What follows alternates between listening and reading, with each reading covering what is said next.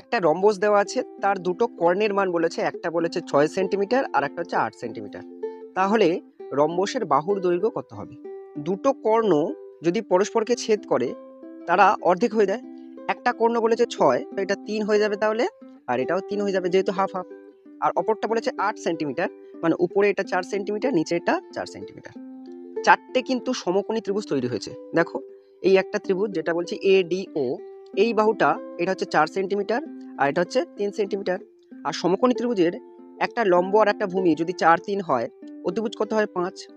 যদি না করতে পারো, পিথাগোরাসের সূত্র অনুযায়ী আমরা কি জানি? অতি স্কয়ার সমান লম্ব স্কয়ার প্লাস ভূমি স্কয়ার।